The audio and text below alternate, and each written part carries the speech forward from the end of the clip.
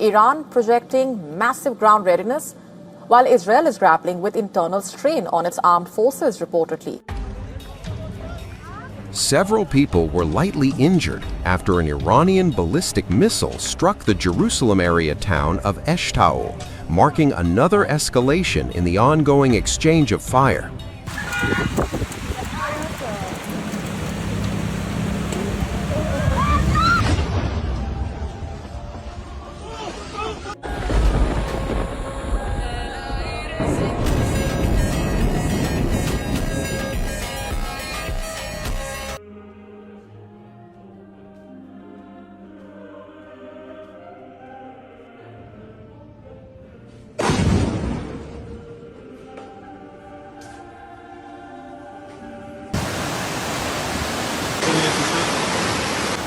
A prophecy that could not have come to pass naturally suddenly leapt from the dusty pages of Scripture and materialized in physical reality in such a way that even seasoned doubters are at a loss for logical explanations.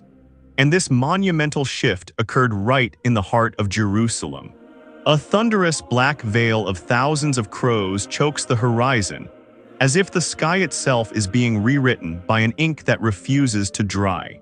At the same time, devastating floodwaters overwhelm the dry desert terrain as they rush through the old stone passageways, while the very ground beneath the Mount of Olives splits into jagged, silent abysses, and harsh shafts of light pierce the darkness, with a horrifying accuracy keeping their shape as the sirens howl. The elements collide completely and instantly creating the sensation of a physical universe that is suddenly failing under the weight of something supernatural. When you look at the sheer scale of the destruction caused by recent missiles in those specific locations in Israel, it appears as though hundreds of people should have died, yet the airstrikes resulted in no reported casualties, which many are calling an undeniable modern miracle. To be honest, strange things are happening in ways that are difficult to ignore, and the true question is where these signs are leading us. Are they only the broken rules of nature, or are there higher factors at play? And before we go any further, please like and subscribe to the channel if you think this topic is important so you don't miss the upcoming discoveries. A terrifying oddity has just occurred in Jerusalem, leaving the city speechless, because from miles away thousands of black birds have fallen or gathered, creating a huge stifling mist that totally blocks out the sun. The old city's residents remember a heavy, spooky calm that was followed by a collective, repetitive thrashing of wings that sounded like a sound wave rippling through the air. And there is no known natural cycle governing these birds' migration. The skyline is transformed into a shifting wall of darkness as they circle in eerie concentric patterns right above the Temple Mount, creating an unsteady and terrifying atmosphere that defies modern biology. Technical explanations like fluctuating magnetic fields, avian disorientation, or localized climate fluctuations are frequently used to discount incidents such as this. However, it is impossible to overlook the timing for those who are paying close attention. This is not a standalone event, but rather a prophetic signal piled on top of another during a time already characterized by a series of peculiar occurrences. As the ancient texts suggest in the book of Joel, the sun shall be turned into darkness, and the moon into blood before the great and terrible day comes, and we are seeing that very darkness manifest through the wings of these creatures. It is obvious that this is not normal, even though nobody can predict when the escalation would reach its breaking point. The scriptures also remind us in the book of Isaiah that the earth shall reel to and fro like a drunkard, and shall be removed like a cottage, because the foundations themselves are being shaken by a divine hand. The image conveys a disturbing familiarity in this moment when the earth below feels frail, and the sky is choked with black wings.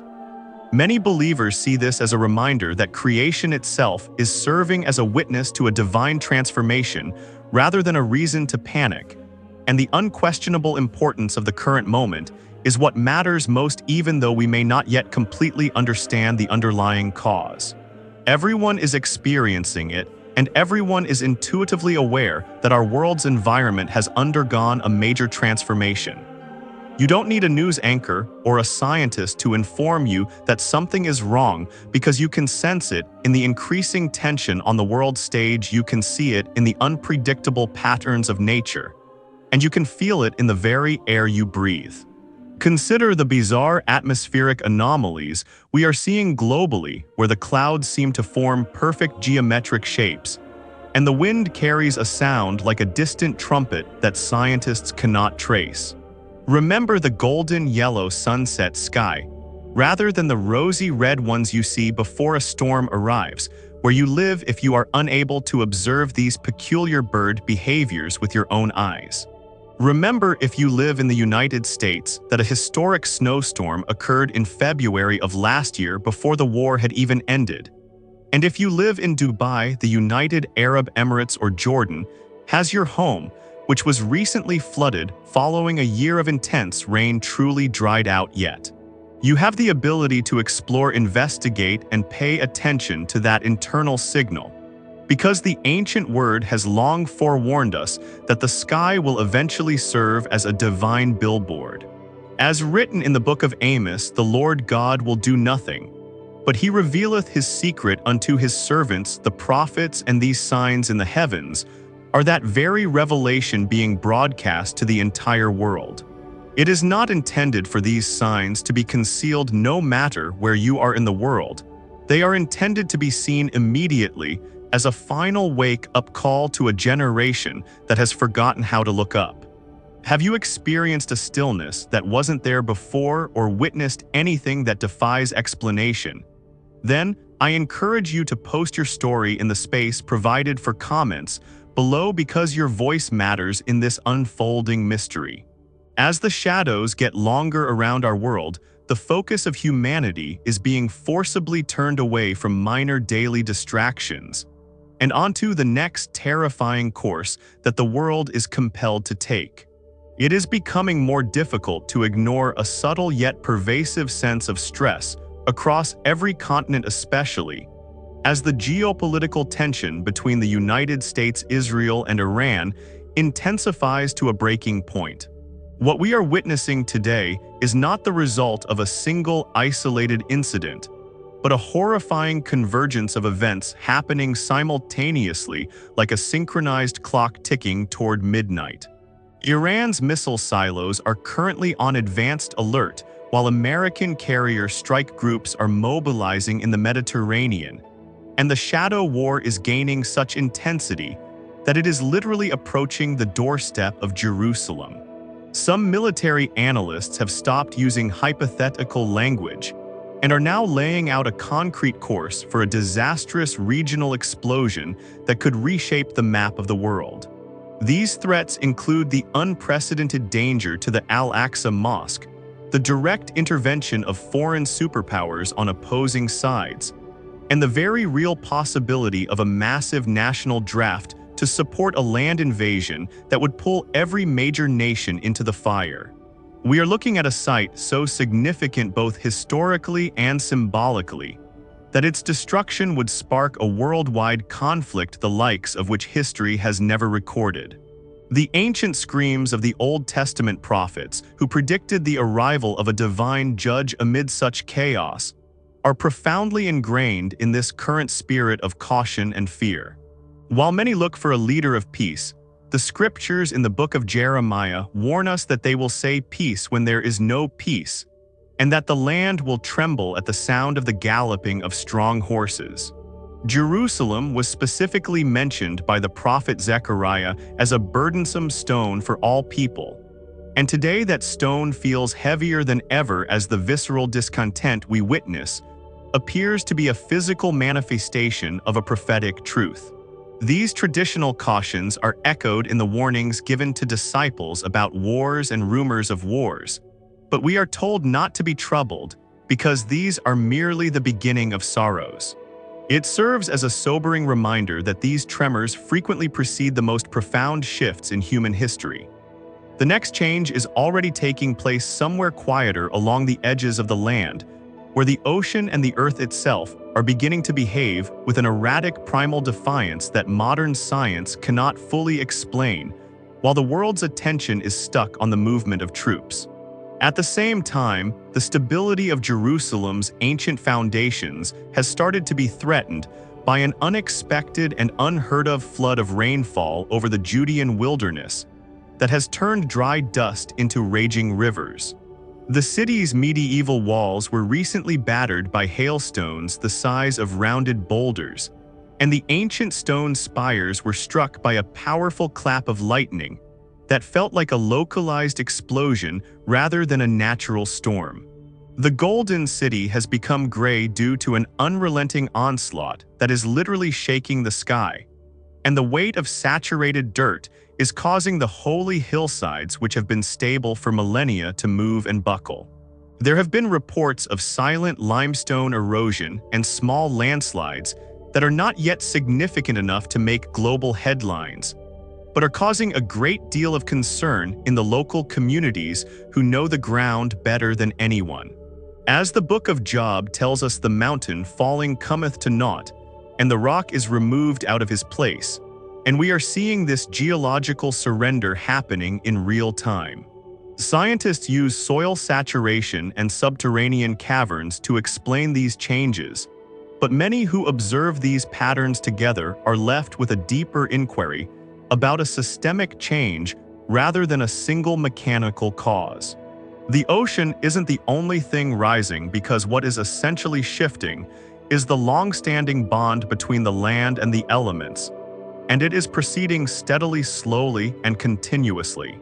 This unrelenting force reminds us of the words in the book of Nahum, where it is said that the mountains quake at him and the hills melt, and the earth is burned at his presence.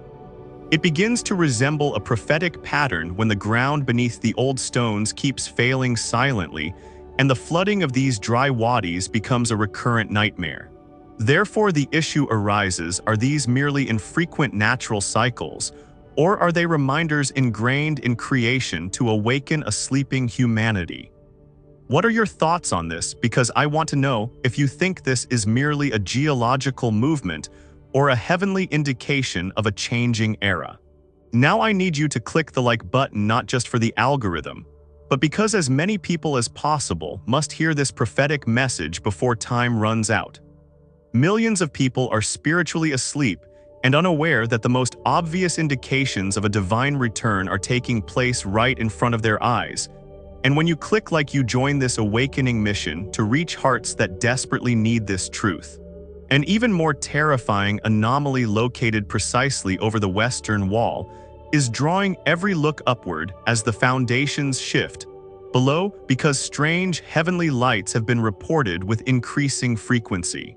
However, what witnesses are currently reporting goes beyond any recognized atmospheric phenomenon, as a constant, accurate, and remarkably controlled vertical beam of light has been seen descending toward the old stones. It doesn't scatter like regular lightning or flicker like a flame, but instead holds a stiff geometric shape that defies the laws of physics. The rising wail of air raid sirens accompanies these beams as they reach down to meet the prayer plaza, creating a clash between a light of organized peace and the sound of impending battle. This calls to mind the vision in the book of Ezekiel, where the glory of the Lord stood over the mountain, and the earth shined with his glory in a way that no man could explain. Officials talk about unusual desert ionizations and optical reflections, but none of these explain the terrifying sensation of intent that people on the ground have observed, because the light feels structured and purposeful. When words are insufficient, light frequently acts as a voice in the divine record. And when something so precise appears in the sky amid the noises of battle, we have to ask why everything seems so deliberate. A different kind of signal starts to appear as people focus on the shifting skies, one that rises from the Mount of Olives' very foundation, where the mountain has started to produce deep, regular tremors, followed by the abrupt emergence of sharp cracks. These appear to trace a purposeful route across the peak, and witnesses have reported hearing low metallic groans, coming from underneath the earth that sound like a trumpet or a distant horn vibrating through the rock itself.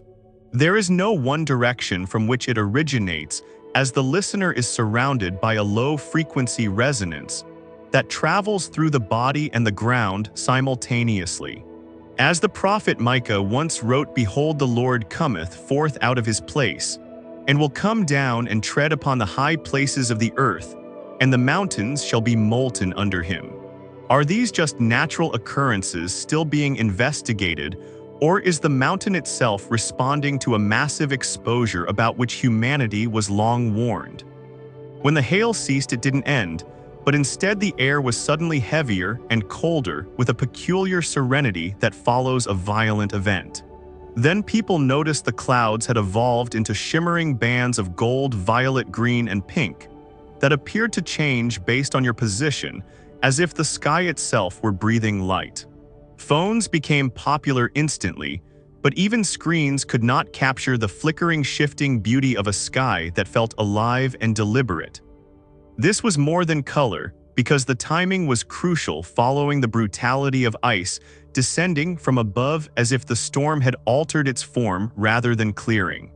The book of Habakkuk describes a vision where his brightness was as the light, and he had horns coming out of his hand, and there was the hiding of his power.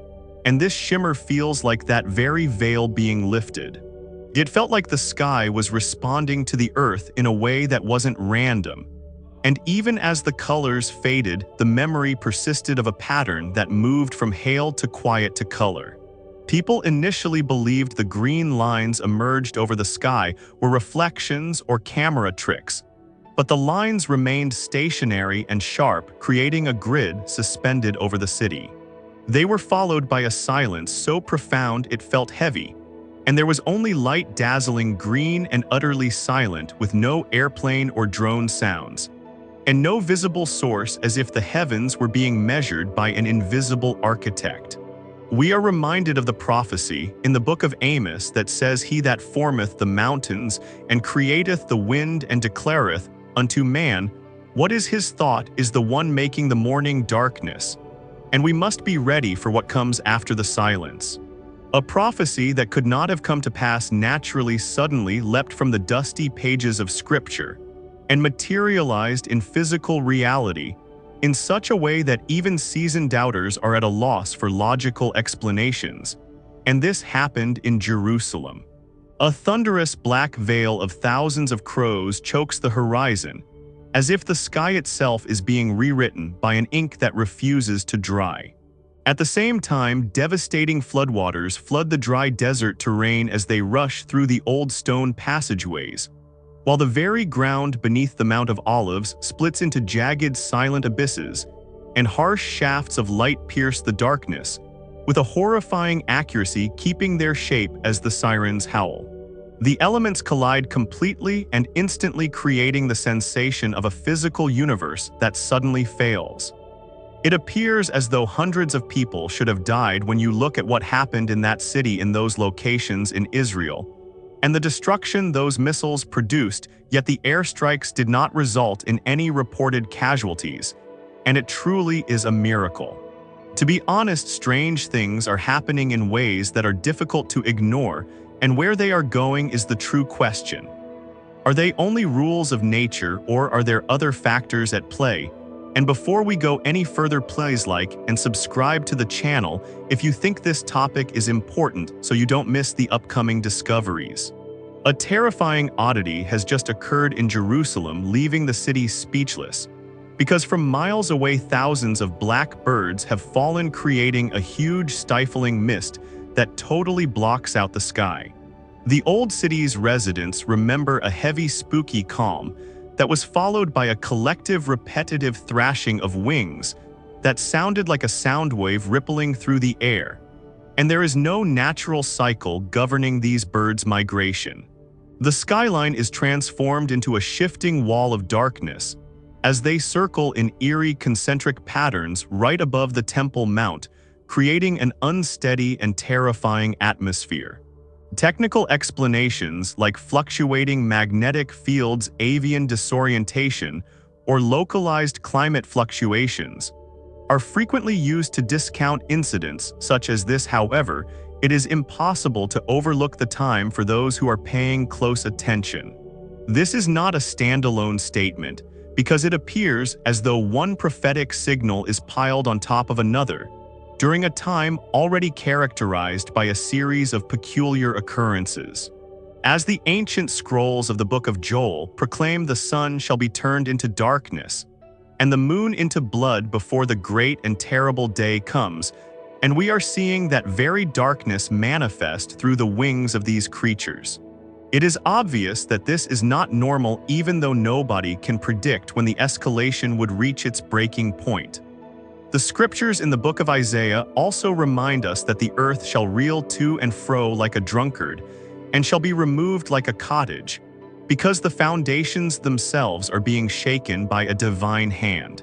The image conveys a disturbing familiarity in this moment when the earth below feels frail, and the sky is choked with black wings. Many believers see this as a reminder that creation itself is serving as a witness to a divine transformation rather than a reason to panic. The unquestionable importance of the current moment is what matters most, even though we may not yet completely understand the underlying cause. Everyone is experiencing it, and everyone is intuitively aware that our world's environment has undergone a major transformation. You don't need a news anchor or a scientist to inform you that something is wrong, because you can sense it in the increasing tension on the world stage, see it in the unpredictable patterns of nature, and feel it in the air. Remember the golden yellow sunset sky, rather than the rosy red ones you see before a storm arrives, where you live if you are unable to observe these peculiar bird behaviors with your own eyes. Remember, if you live in the United States, that a historic snowstorm occurred in February of last year before the war had even ended, and has your home, which was recently flooded following a year of intense rain, dried out, whether you live in Dubai, the United Arab Emirates, or Jordan. You have the ability to explore, investigate, and pay attention to that internal signal, because the ancient word has long forewarned us that the sky will eventually serve as a divine billboard. As written in the book of Amos, the Lord God will do nothing, but he revealeth his secret unto his servants the prophets, and these signs in the heavens are that very revelation being broadcast to the entire world. It is not intended for these signs to be concealed. No matter where you are in the world, they are intended to be seen immediately. People started pointing up once more, and phones were released. But like in the past, the video didn't accurately depict what the viewer was viewing, because on camera the lines were softer, thinner, and less distinct. Witnesses, however, described them as solid in person, and not like light traveling through the atmosphere, but rather like something positioned there. That term kept popping up because there was no sense of activity in the sky, and it had a definite feel. Some remained motionless, attempting to locate the start of the beams. However, they didn't seem to begin anywhere, nor from the horizon nor from the ground.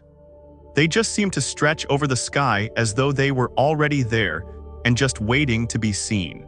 And that's where the inquiries started, because people can only explain something like this in two ways, either man-made or natural. Some people are drawn to science right away, mentioning refraction, ice crystals, dust, and atmospheric optics. But as natural light typically does not form straight lines, even those explanations were met with skepticism. Not in this manner, and not with this degree of accuracy, and not maintaining position without distortion for long periods of time. Others then started thinking of an alternative involving technology, sophisticated systems, and directed energy that exists someplace beyond the general public's awareness. Jerusalem is more than a city, it is among the world's most closely watched, protected, and strategically important places, with radar networks and defense layers, many of which are hidden. Thus, the concept didn't seem unrealistic, but that theory was complicated by the fact that there were no official pronouncements or sirens. Why the hush if it was military, and why the structure if it were natural? The moment lingered because of the conflict between explanation and observation. while the lines retained their position and the sky remained silent, slashing across the air in bright green against the darkness. In the book of Habakkuk, it is written that his brightness was as the light, and he had horns coming out of his hand, and there was the hiding of his power. And this shimmer feels like that very veil being lifted. The lines started to disappear as quickly as they had appeared, and the sky went back to being dark in a matter of moments, as though nothing had ever existed. In an attempt to uncover a hint or a source, people replayed the films and slowed them down, but nothing held, because the true question isn't whether it originated from nature or human hands, but how much of the sky do we truly grasp? Above the sky attracts attention, but below, clinging to the ancient stones of the Pool of Siloam, is something much less known, where observers have reported an eerie shimmering blue light coming from below the water's surface.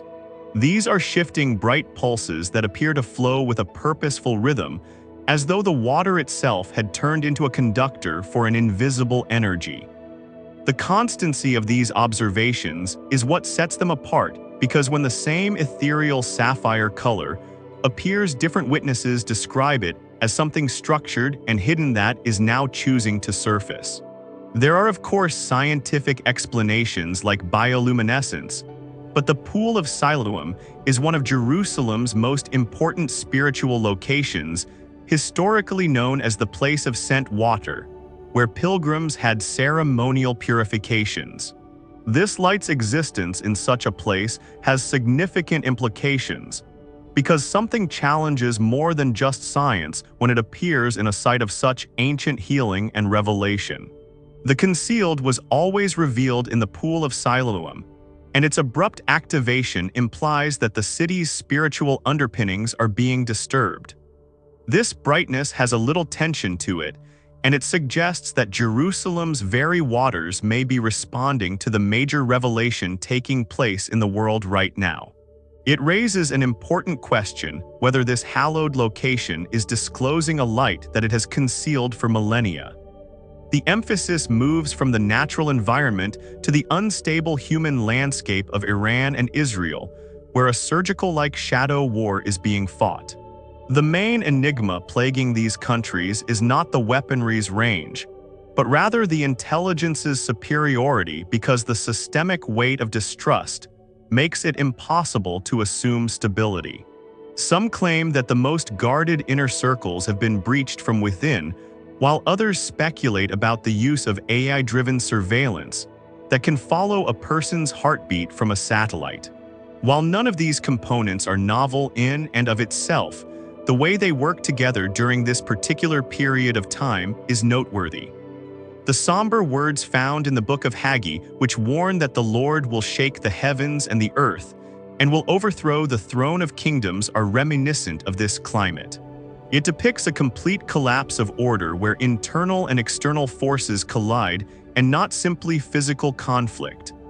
This is echoed in the book of Micah, where it is written that the nations shall see and be confounded at all their might, and they shall lay their hand upon their mouth. Is this just a normal development of contemporary espionage? Or is it the kind of systemic convergence where all secrets are shouted from the rooftops and nobody is really safe? Israel and Jewish identity, according to many, are products of imperial imagination, and we will have to investigate this carefully because it is hard to understand. The theory is that Israel has always been significant historically due to its physical location, and a number of empires have tried to shape Israel's identity in order to further their own goals. David established an empire in the Levant because Egypt, Anatolia, and Mesopotamia were distracted, but this Davidic monarchy was short-lived and lasted between 80 and 100 years. The Israelites were being pulled in a variety of directions by the Anatolians, Assyrians, Babylonians, and Egyptians due to their strategic significance. The Babylonians attempted to deal with the Israelites for a considerable amount of time and eventually set fire to the Jewish temple because they were so furious. The Book of Lamentations captures this sorrow, saying the adversary hath spread out his hand upon all her pleasant things, for she hath seen that the heathen entered into her sanctuary. Following his conquest of Babylon in 539, Cyrus the Great declared that he wanted the Israelites to return to Jerusalem, and this Cyrus edict is celebrated in the Bible. As written in the book of Ezra, the Lord stirred up the spirit of Cyrus king of Persia, that he made a proclamation saying, The Lord God of heaven hath given me all the kingdoms of the earth, and he hath charged me to build him an house at Jerusalem. Some believe Cyrus did this to display the Persian Empire as a generous and tolerant open empire, while others think it was because the Israelites were highly literate thinkers who climbed to great positions in the government. Divide and conquer is a powerful explanation because whoever rules the Levant provides access to Egypt, which was once the world's richest region. You create a group of people in the Levant who are devoted to you, and the Persians created a label in order to dominate the region. But the spiritual flame they reignited has become a beacon that the whole world is watching today. The term Jew originally originated in the vast administrative corridors of the Persian Empire, long before the people were identified primarily as the 12 tribes of Israelites. And today we see this identity anchored firmly in the ancient weathered stones of Jerusalem. It is crucial to realize that the land we discuss is but a tiny portion of the Levant, yet this is the specific section where this identity was allowed to flourish under the province of Yehud, within the Persian Empire, which the governors referred to as the Beyond the River province. This historical designation is the very reason we carry the title Jew today. And it is vital to understand that they have always been surrounded by adversaries who claimed the same heritage. The Israelites who remained in the Levant during the Babylonian exile became known as the Samaritans, and over generations they acclimated to the local environment, creating a distinct religious path that eventually led to a bitter internal divide that still echoes in history. When the Babylonian exiles returned with a purified vision of their faith, they declared themselves the only authentic heirs to the covenant, leading to a spiritual and civil struggle that lasted for decades because they viewed the locals as phony Israelites. The Persian Empire utilized a strategic doctrine of divide and conquer to maintain stability in this volatile region, ensuring that no single group became powerful enough to challenge the imperial throne by keeping them in constant friction with their neighbors. On the world stage today, there is a massive amount of discussion regarding three major forecasts that seem to be converging at once with terrifying precision. First is the belief that the ancient Temple of Solomon must be rebuilt, and that the current structures on the site, including the Al-Aqsa Mosque, will eventually be cleared to make way for a third temple. This vision is central to a specific modern identity because it represents a return to a state of divine favor and national wholeness, as seen in the emotional joy described in the historical records of the return from exile. However, the Al-Aqsa Mosque is the third holiest place in the Islamic world, meaning any move toward construction would spark a conflict of global proportions that could engulf the entire Middle East in flames. For decades, this appeared to be an insurmountable dead end, until researchers and archaeologists uncovered findings based on the precise measurements of the historian Josephus and soil data that suggest the original temple's footprint might be located in a way that shifts the entire conversation.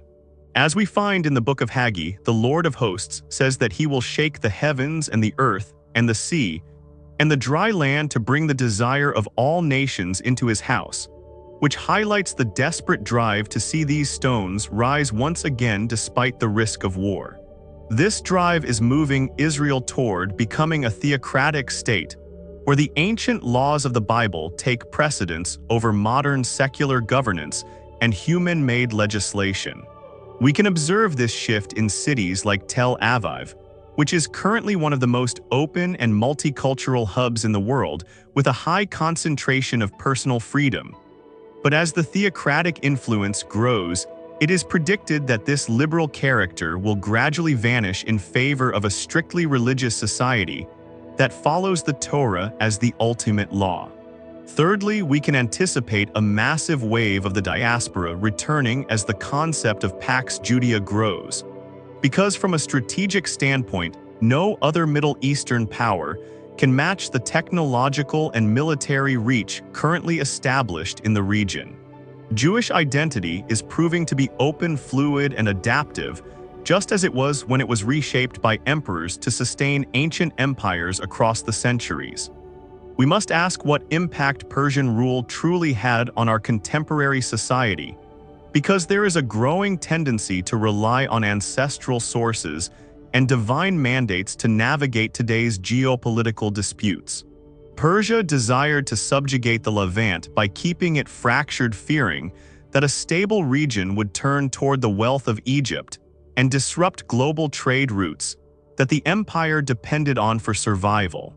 By fostering conflict between local entities, the empire ensured that everyone stayed dependent on the central power for mediation, and this exact pattern is playing out today with a new global empire at the helm. The United States now occupies that role of the supreme mediator, intentionally managing the friction between Israel, Saudi Arabia, Turkey, and Egypt to maintain its grip on the Middle East and its resources. This reminds us of the warnings in the book of Hosea, where it is said that they shall be among the Gentiles as a vessel, wherein is no pleasure, because they have gone up to a foreign power for help like a wild ass alone by himself, rather than relying on their own sovereign strength. There is a growing resentment in Israel against this imperial oversight, leading many to predict a significant geopolitical divorce, where Israel will eventually seek complete independence from American influence to chart its own course. They do not wish to be servants to any earthly empire, because their history and their daily readings of the ancient texts tell them they are servants to a much higher power that exists beyond the reach of Washington or Brussels. To attain complete sovereignty, they must find a way to navigate the collapse of the current world order, which explains much of the turmoil and the shifting alliances we see today in the region. It is important to distinguish between the different groups involved in this struggle, because the actions of modern Israelis are distinct from the historical Israelites of King David's reign or the global Jewish diaspora living in Europe and America. Many in the diaspora actually oppose the current state's actions, believing they defy a spiritual path and the will of the divine. But the reality on the ground suggests a move toward a wholly singular and exclusive state. Since the fall of the Soviet Union in 1991, the United States emerged as the sole superpower, establishing a new world order centered on the global dominance of the dollar and a hierarchy of economic values. This system placed finance and knowledge at the pinnacle, while production and raw resources were pushed to the bottom of the ladder. America focused on finance and the making of money from money, while moving its industrial production to China to keep labor costs low and profits high. This appeared stable until the 2008 financial crisis, when the world economy nearly collapsed under the weight of its own speculation, and was only saved by a massive surge in Chinese infrastructure spending. China has since used that momentum to build the Belt and Road Project and compete for global leadership with brands like Huawei and advanced green tech, which the United States has met with aggressive trade wars and technological blockades.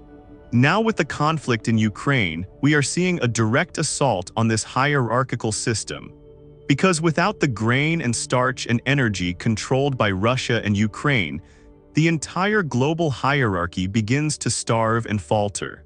As the Book of Lamentations says, they that be slain with the sword are better than they that be slain with hunger, for these pine away stricken through for want of the fruits of the field. And we are entering an era where resources are the new currency of true power. The world is currently experiencing a game reset, where the old rules of democracy and free trade are being exposed as masks for imperial hegemony. The United States wants China to submit to the old game, while Russia and China are attempting to build a new one based on gold and tangible goods. And in the middle of this global earthquake, Jerusalem stands as the ultimate prize and the ultimate trigger for what comes next. The book of Nahum reminds us that the Lord hath his way in the whirlwind and in the storm, and the clouds are the dust of his feet, as the systems of man crumble to make way for a reality that no politician or economist can control. We are witnessing the dismantling of the old structures, where the U.S. tries to maintain its dollar hegemony, while the rising powers of the East demand a seat at the table of value. This transition is not peaceful, as we can see from the growing famine in parts of Africa and the Middle East due to the disruption of the starch supply chains. The current situation in the West Bank and Gaza is also a reflection of this larger drive for a theocratic and unified state, where the presence of any other group is seen as an obstacle to the divine mandate of the land. The expulsion of populations and the clearing of land are being justified through a lens that combines modern military precision with ancient prophetic claims. This procedure will take time, but the momentum seems unstoppable as the empire's influence wanes and local sovereignty takes its most radical form yet. We are seeing a shift where the knowledge-based economy of the West is being challenged by the resource-based reality of the East, and Israel is positioned at the very junction of these two worlds. The future of the Levant will be decided not by international law, but by who can hold the ground and who can claim the deepest connection to the soil and the sky. As the financial systems of the world become more speculative and unstable, the value of the holy places and the land itself increases as a source of ultimate meaning and power for millions. This is the game reset we are living through, where every secret is being shouted from the rooftops, and no nation is truly safe from the coming storm. The era of the single superpower is ending, and in its place is a fragmented world where ancient identities are being weaponized to fight modern wars. We must pay attention to the signs in the earth and the heavens, because the time for ignorance is over, and the era of the Great Awakening has begun.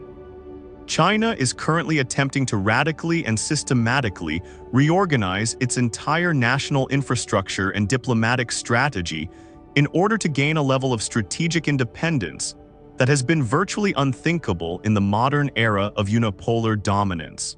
The core issue facing the Chinese leadership is that their primary objective in this global game has been to acquire raw resources purely for the purpose of export manufacturing. But the entire underlying framework of international trade, maritime security, and financial settlements remains under firm United States control. This means that at any given moment, the prevailing Western empire has the mechanical ability to limit China's access to critical markets and essential resources, effectively strangling their economic growth without ever having to fire a single conventional shot. To survive this pressure, China must diversify its global footprint, establish deep-seated consumer markets completely outside of the Western sphere, and look for energy and mineral resources that are entirely independent of the US-led logistics chain. And that is the foundational concept underlying the rapid expansion of the BRICS bloc. China is attempting to establish a multipolar system that is not entirely dictated by a single Western will, which stands in direct contrast to the current paradigm, where one nation constantly seeks to impose its specific legal and moral vision on every other sovereign state. When we look at where the world is actually going over the next 10, 20, or even 30 years, it can be deeply terrifying to contemplate the future in an era defined by such unpredictable instability and rapid technological expansion that seems to outpace our ability to control it. While many idealists hope that globalization will eventually force world leaders to come together to solve the spread of disease, end chronic hunger, and eliminate poverty, the contrast between that rosy optimism and our stark daily reality is becoming impossible for any rational person to ignore. Man's perception of the future has frequently proven to be a complete illusion, as evidenced by the so-called experts of the past, who confidently predicted underwater tractors and massive ocean farming by the 1980s, or 50,000 people living in space colonies by the turn of the millennium. There is truly nothing like the passage of time to make the world's smartest people look like complete idiots, because they lack a reliable map that can actually guide us through the thick fog of historical cycles. When you feel a sense of mounting anxiety about the direction of the world, it is like being on a long and weary bus journey across a strange and hostile country where the landmarks are unfamiliar, and you start to wonder if the vehicle is even traveling in the correct direction. You look out the window searching for signs, and you eventually realize that the ancient texts can assist us in finding those answers, much like a precise topographic map that reveals our current coordinates in the stream of time. But to truly understand our ultimate destination, we must first think about the deep origins of our current collective issues, which the ancient records describe as a terrible beginning where humanity was placed in a flawless environment intended for eternal life and growth. According to the book of Genesis, it was intended for the first pair to fill the earth and subdue it, spreading a paradise across every continent. But that original intent was fractured by a spirit of pride and rebellion. As a result, a gradual but continuous decline in physical and mental health began, and death became the unavoidable and heavy price of that cosmic betrayal. The book of Romans explains that through one act of defiance, the entire world became subject to vanity and a cycle of futility. And as descendants of that original failure, we have inherited a world defined by flaws and the inevitable sting of loss. No matter how many excellent scientists or technological pioneers our civilization produces, none have succeeded in bringing about the world peace or the perfect health that was originally intended, because every human being is personally impacted by that ancient and lingering rebellion. Every moment of hard-won peace in our lives seems to be swiftly broken by a sudden catastrophe. And as the ancient patriarch Job once observed, man that is born of a woman is of few days and full of trouble. However, the scriptures repeatedly reassure us that the Creator will not permit such circumstances to persist permanently, because his initial intent for humanity will eventually be fulfilled to the letter. As written in the book of Isaiah, his word shall not return unto him void, but it shall accomplish that which he pleases, and it shall prosper in the thing whereto he sent it, regardless of the resistance of men.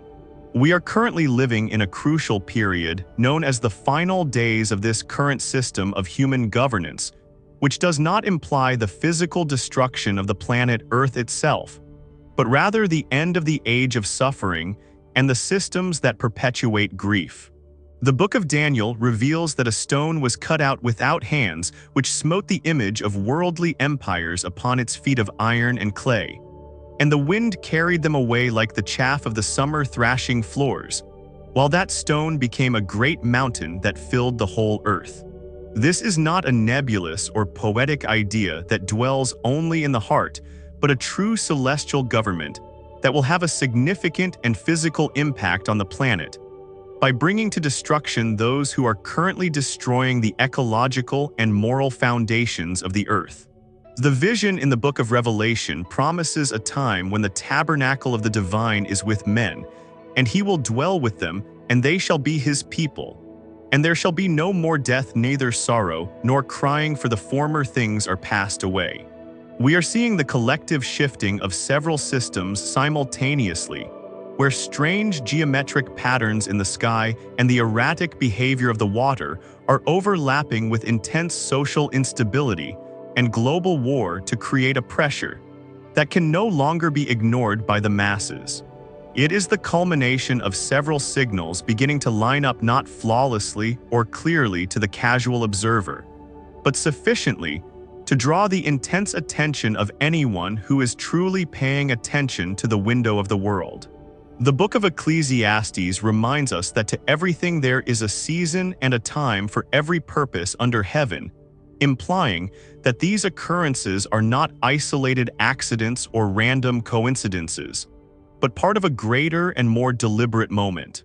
When natural disasters and cultural instability overlap, they start to accumulate massive weight, giving everything that came before more significance, until our perception changes from blind fear to sharp recognition. We are seeing a particular moment in the timeline of human history, where different cycles of empire and prophecy are colliding to produce a systemic change that challenges our very understanding of reality. We must decide if we are merely watching random events play out, or if we are witnesses to the final chapters of a story that was written long before the first empire ever rose to power in the ancient sands of the Middle East. Consider the global economic landscape, where the shift from a debt-based finance system to a resource-based reality is causing the very foundations of the Western world to tremble. The game reset is not just about who has the most digital currency, but about who controls the starch, the grain, the energy, and the minerals that allow a civilization to function.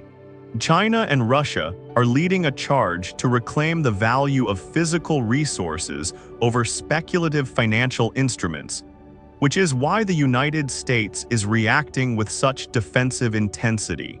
This is a battle for the soul of the global economy, and Jerusalem sits at the center of this tectonic shift as the ultimate symbolic and strategic prize. As the book of Haggai states, "The silver is mine, and the gold is mine, saith the Lord of hosts, and the desire of all nations shall come to the place where his glory dwells." We are witnessing the dismantling of the old structures, where the U.S. tries to maintain its dollar hegemony, while the rising powers of the East demand a seat at the table of ultimate value. This transition is not peaceful, as we can see from the growing famine in parts of Africa and the Middle East due to the intentional disruption of the starch and grain supply chains, which is being used as a weapon of war. The current situation in the West Bank and Gaza is also a reflection of this larger drive for a theocratic and unified state, where the presence of any other group is seen as an obstacle to a perceived divine mandate. The expulsion of populations and the clearing of land are being justified through a lens that combines modern military precision with ancient prophetic claims that go back thousands of years. This procedure will take time and will cause immense suffering, but the momentum seems unstoppable as the empire's influence wanes and local sovereignty takes its most radical and uncompromising form yet. We are seeing a shift where the knowledge-based economy of the West is being challenged by the resource-based reality of the East, and Israel is positioned at the very junction of these two worlds. The future of the Levant will be decided not by international law or diplomatic summits, but by who can hold the ground and who can claim the deepest connection to the soil and the sky. As the financial systems of the world become more speculative and unstable, the value of the holy places and the land itself increases as a source of ultimate meaning and power for millions. This is the game reset we are living through, where every secret is being shouted from the rooftops, and no nation is truly safe from the coming storm of change. The era of the single superpower is ending, and in its place is a fragmented world where ancient identities are being weaponized to fight modern wars with high-tech weaponry. We must pay attention to the signs in the earth and the heavens, because the time for ignorance is over, and the era of the Great Awakening has begun for those who have eyes to see. Convergence or coincidence is the final question that becomes deeply personal if these indicators are not merely random accidents of nature, but rather a synchronized alarm for all of humanity. From all of this chaos and shifting of empires, what are people truly supposed to learn as they stand at the edge of a new era? One question inevitably arises in every corner of society when events start to pile on top of one another like a collapsing wall of fire, water, and sky. And that is the search for a deeper layer beneath the deafening commotion of the headlines. Awareness is the first and most vital lesson because it is not about spreading panic or dwelling in fear, but rather the quiet and steady awareness that things aren't always as stable as they seem on the surface of our comfortable lives. These kinds of monumental moments serve as a sharp and unavoidable reminder to be aware of how rapidly the entire landscape of human existence can change in addition to what is going on in the immediate world around us. There is no historical assurance of permanent stability, and there never has been even for the greatest empires that thought they would last forever. Humility is the second profound lesson that we must embrace because many of these occurrences, whether in the fractures of society or the sudden violence of the natural world, draw attention to a significant and humbling truth that there are absolute limits to human control. Our modern systems are never completely controlled, even if they can be studied, predicted, and somewhat regulated by our most advanced technology.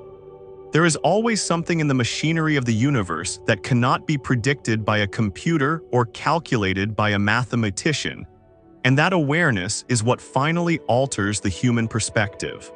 Because when our sense of control wanes, people naturally start searching for something more profound and more lasting than the temporary certainty of a bank account or a political border. Reflection is the third lesson of this era, because people instinctively start to reevaluate their core priorities, their fundamental values, and their spiritual direction when they are under the immense pressure of global transition. When everything else in the external world seems unclear, what really matters to the soul becomes brilliantly and sometimes painfully apparent.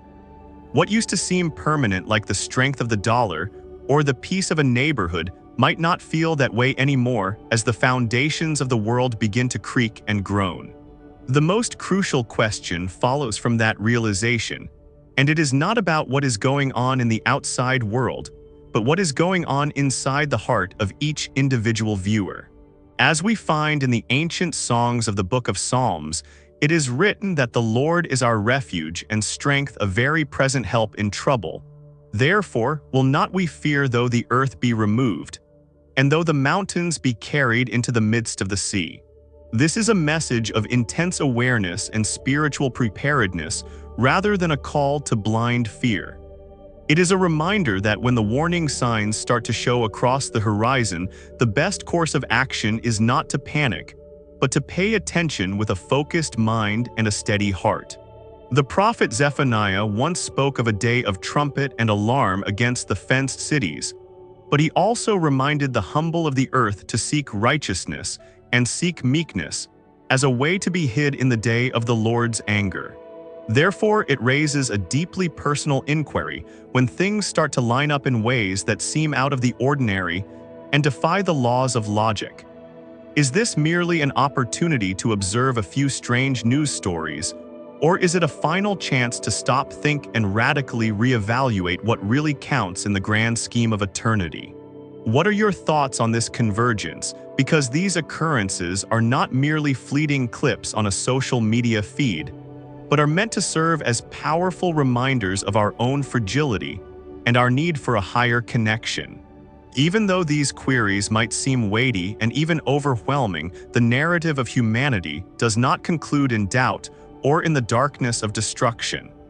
Because there are reminders of hope that are equally powerful even in these difficult times, and they suggest that a new beginning is hidden within the end of the old world. As the book of Isaiah proclaims, "They that wait upon the Lord shall renew their strength, they shall mount up with wings, as eagles they shall run and not be weary, and they shall walk and not faint." This strength is available to anyone who chooses to look up instead of looking away, as the world undergoes its greatest transformation since the dawn of time.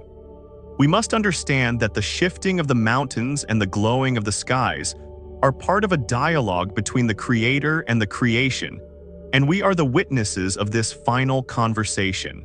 The game reset the trade wars, and the shadow conflicts are merely the shadows of a much larger reality that is breaking through the veil of our physical world. I appreciate you watching and joining us on this deep exploration of the signs and the history that define our moment in time. Remember to subscribe to the channel and stay tuned for our upcoming video, where we will dive even deeper into the mysteries that are unfolding right before our eyes. Tell us what you think by leaving a comment below, and let us know if you have seen the signs in your own part of the world, because the awakening mission depends on people like you sharing the truth. Stay watchful, stay humble, and stay hopeful, because the map is in your hands and the destination is closer than you think. This strength is available to anyone who chooses to look up instead of looking away, as the world undergoes its greatest transformation since the dawn of time. We must understand that the shifting of the mountains and the glowing of the skies are part of a dialogue between the Creator and the creation, and we are the witnesses of this final conversation. The game reset the trade wars, and the shadow conflicts are merely the shadows of a much larger reality that is breaking through the veil of our physical world. I appreciate you watching and joining us on this deep exploration of the signs and the history that define our moment in time. Remember to subscribe to the channel and stay tuned for our upcoming video, where we will dive even deeper into the mysteries that are unfolding right before our eyes. Tell us what you think by leaving a comment below, and let us know if you have seen the signs in your own part of the world, because the awakening mission depends on people like you sharing the truth. Stay watchful, stay humble, and stay hopeful, because the map is in your hands and the destination is closer than you think.